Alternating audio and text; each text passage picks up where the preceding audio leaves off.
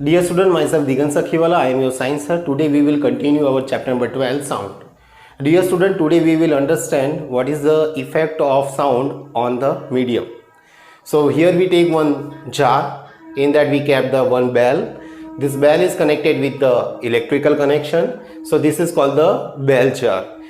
Down part in that this bell jar is connected with vacuum pump. So we can decrease the pressure of air inside of the bell jar. So we will continue. Sound needs a medium to travel. Okay.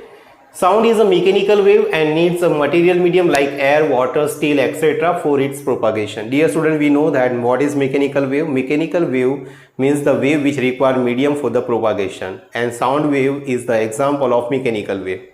So sound wave can propagate by air, or we can say that gas, by water, and in any solid medium, like here example is given steel. It cannot travel through the vacuum. So we will check that if we produce here vacuum by the vacuum pump, then we can sense the sound produced in the bell jar or not. Take an electrical bell and airtight glass bell jar. Okay, so initially we take the bell and airtight. Initially we pressurize this jar with the air, means more amount of air is present. If you press the switch, you will be able to hear the bell. So whenever we switch on here for the electrical bell, we can hear the sound. Okay, because air is present, medium is present.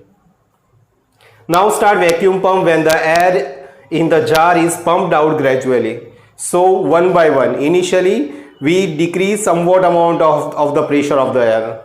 Okay, so when we decrease the pressure of the air by vacuum pump, the sound of the bell jar is decreases.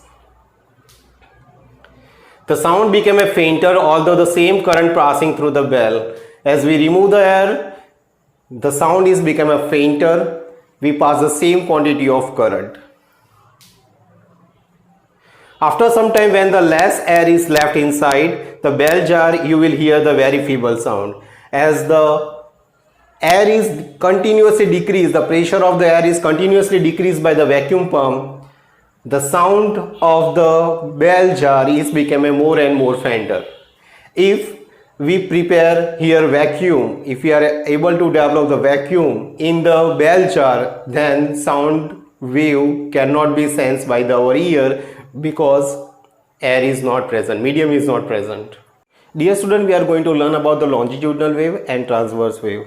Okay, and base example of longitudinal wave is sound wave. So we take one shrinky here, and whenever we pull the shrinky, at that time we find that there is a regular arrangement of coil. All turns are exactly departed from each other. Okay, but whenever we apply the force, we pull it, we push it, we pull it and push it, at that time somewhere we find that all turns are come together, that is called compression. Somewhere we find that all the turns of the coils are apart from each other, that is called rarefaction. Same way here, all the coils are come together, that is called compression, and all the turns of the coils are going away from each other, that is called rarefaction. So we can compare it with the sound wave. Okay, so in the sound wave same thing is happen, that is called compression and rarefaction, and sound wave are always propagate in the parallel direction. The region where coils become closer are called the compression. Here it is called compression, and the region where the coils are further apart are called the rarefaction. So here they are apart from each other, that is called rarefaction. Sound propagate in the medium as series of compression and rarefaction. These waves are called the longitudinal wave. What is called longitudinal wave?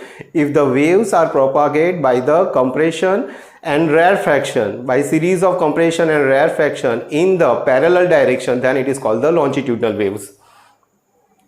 In this wave, individual particle of the medium move in the direction of parallel to the direction of propagation of the disturbance. Main thing you have to remember about this word, the sound wave are always propagate in the parallel direction. Okay, the particle do not move from one place to another, but simply oscillate back and forth about their position of the rest. So we think that in the longitudinal wave, sound wave, the particles are moving from one point to another point. It is not like that, but it move either in the back direction or in the forth direction from their mean position. So either they are going in the forward direction and they are going in the backward direction from their mean position or equilibrium position.